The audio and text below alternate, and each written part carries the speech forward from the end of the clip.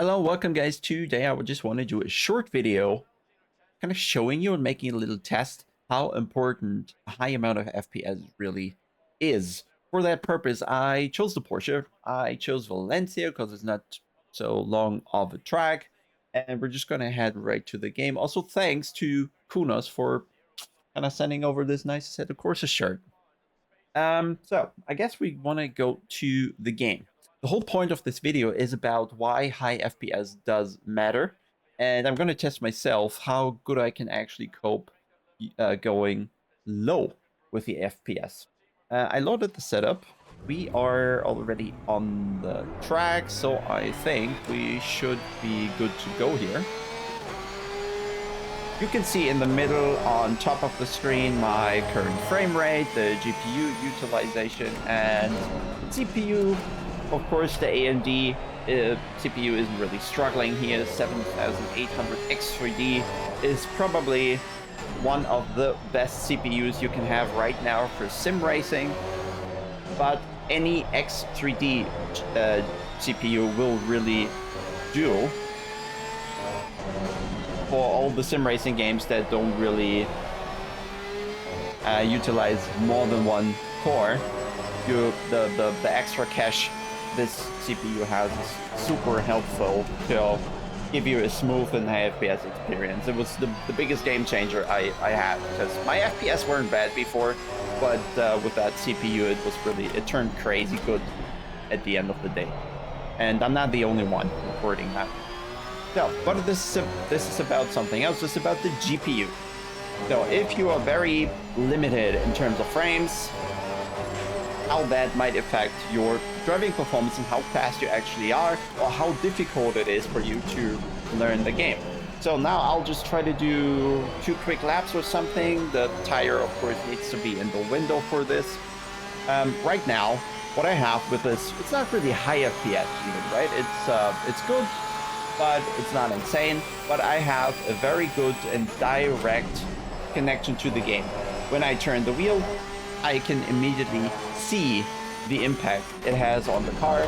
The screen changes, the car rotates or doesn't rotate, it over-rotates or under-rotates, and I have immediately information at hand what the car is doing and what I need to do to put it in a better spot, or if I don't need to do anything because it already is in a good spot. And that allows me to, just because the feedback is so immediate, I can kind of easily calculate in my head the kind of average amount of rotation I need through that corner. And that's why the driving overall should look rather smooth, and the rotation should start smoothly, finish smoothly, and kind of peak smoothly in the middle of the corner without kind of extreme amounts of rotation throughout a single turn. That's what I guess might look as a smooth experience in the video here. And I can well plan my corner because I really know the direction the car is going.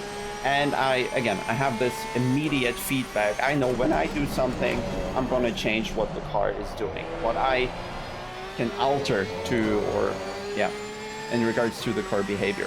Anyway, let's do one more lap. Let's focus a bit to do a good one. Nowhere near esports pace right now. I'm using the setup that you can also buy on Popometer, which should be one of the better setups I've built for the Porsche.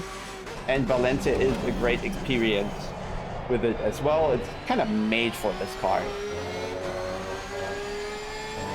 And you can of course get that pack either as an individual data pack, or you can get the entire bundle, while you'll have all setups I made for the Porsche for all tracks, including the driving data, and then you can compare yourself to me. So that's on popometer.io. Okay, let's try to finish that lap in a clean and fast way. Don't push too hard. Bit of a slidey situation there, but easy to manage because I have direct feedback from the car in game, and I know visually if I'm over or under rotating, and how much I kind of need to reduce my pace or increase.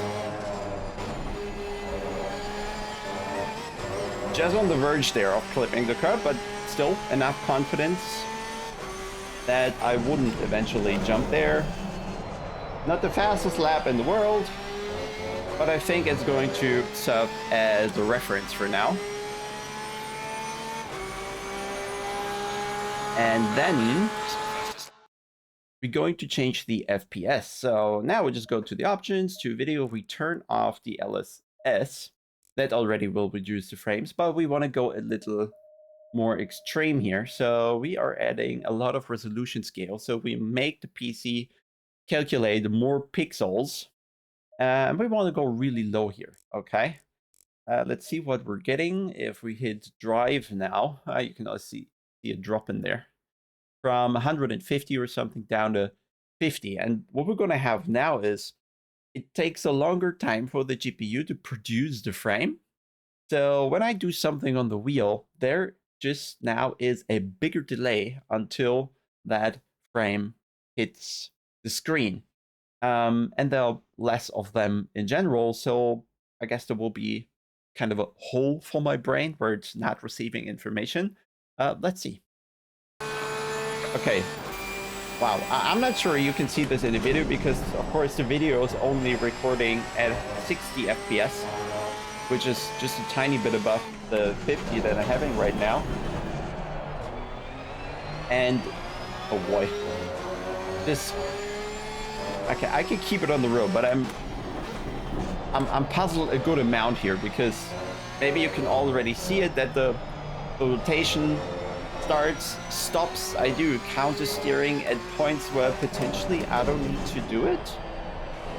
And yes, of course, my experience here is helping a lot that I did so many laps on the track already, and in various cars, I roughly know what I need to do. My muscle memory is helping me out here. I just know that what I'm doing is going to work.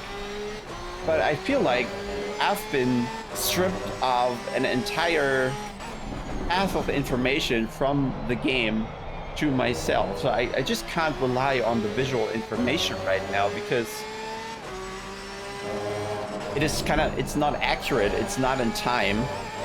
And I almost feel like I have to kind of change my way of viewing the screen. I'm not trying to look sharp onto something particular. I'm just trying to kind of let the rotation of the car sink into my brain somehow from the entire screen.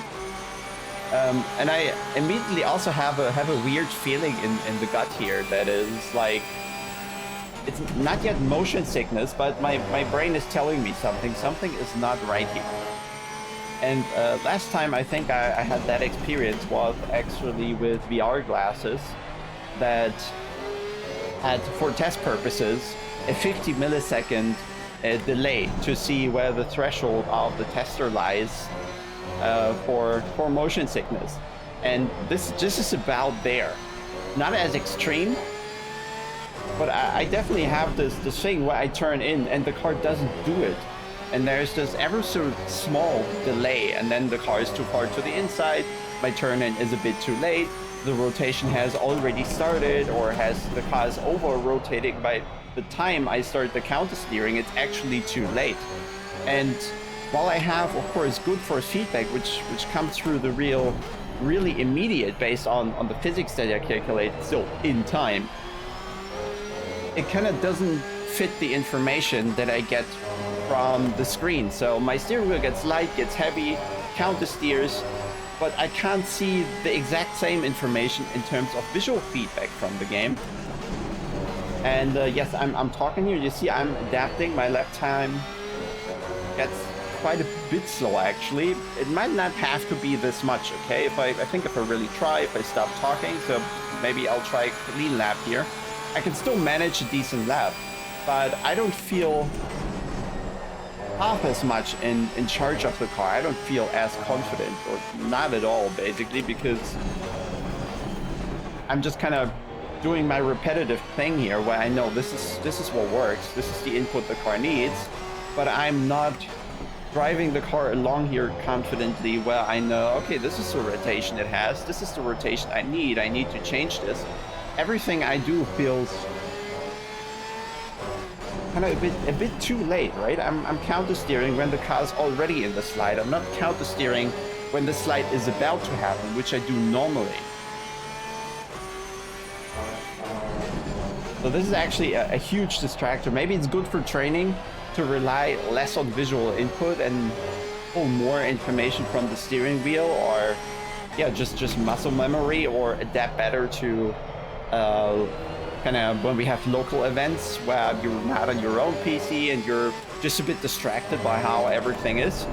But yeah, okay, that was scary. I didn't know if the car was rotating more or less, and if I hit the curb there, it was fine eventually.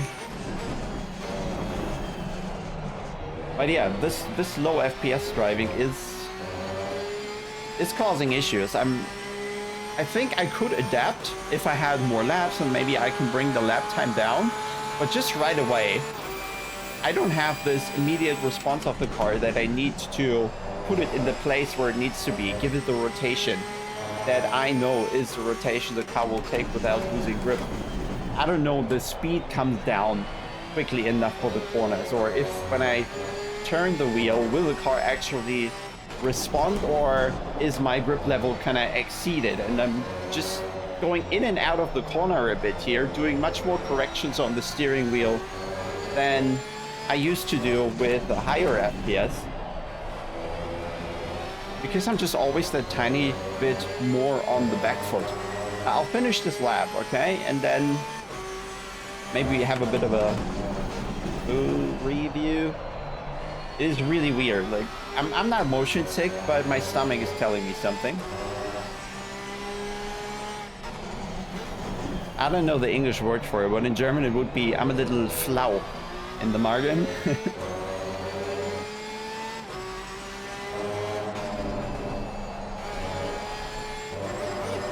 I'm getting warm from this. It's super weird feeling. It probably goes away after a couple laps, but just the change from high to low FPS is really, yeah, it's kind of breaking my brain right here.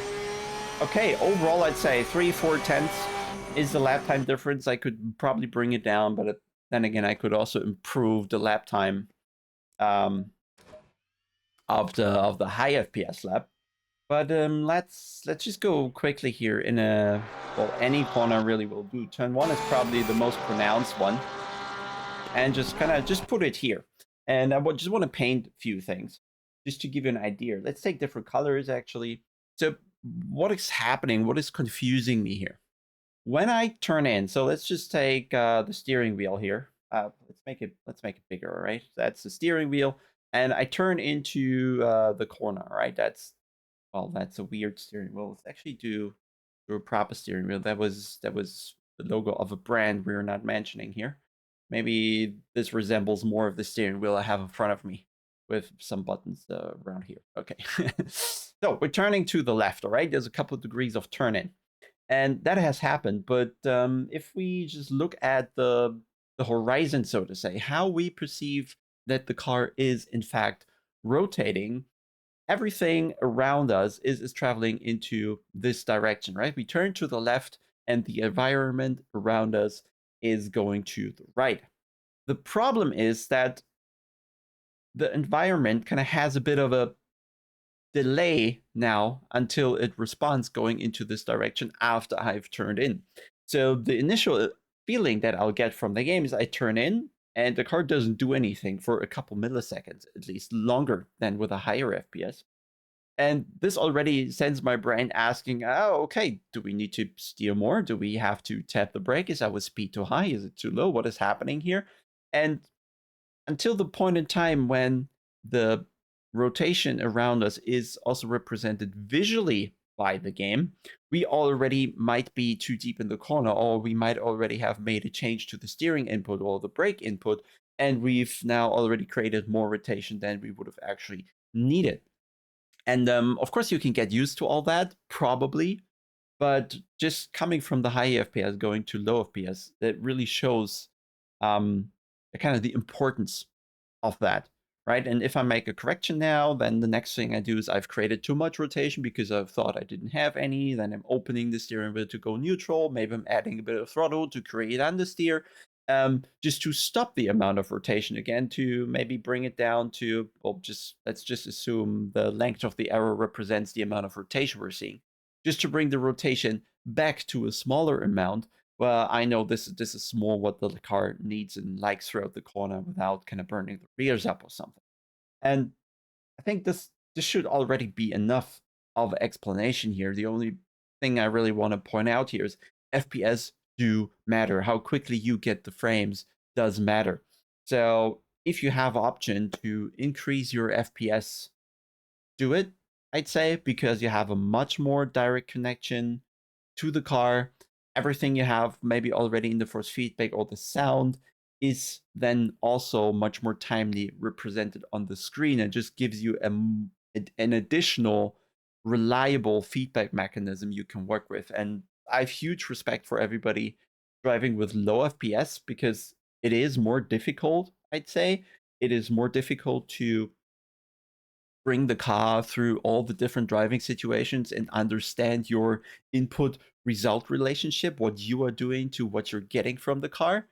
Um, and there is also something we know Alan is doing with his 11 years of age. He's driving rather low FPS, so he kind of has a similar experience I have just now. Everything is a bit delayed, and he can't really get the immediate response from the car, from whatever input he is doing. So there's always this tiny bit of a delay until the game tells him, well, what you just did was okay or was not good. And for someone with high FPS, that information comes much more directly, much more immediate, faster, and you have a more, you probably have it easier learning by the end of the day when the information you get from the game is kind of in sync with what you're doing. And I think that's already what I wanted to get across in this video. Make sure you have high FPS as much as you can, as much you can squeeze out of your PC. I think it matters. And that's it. Bye.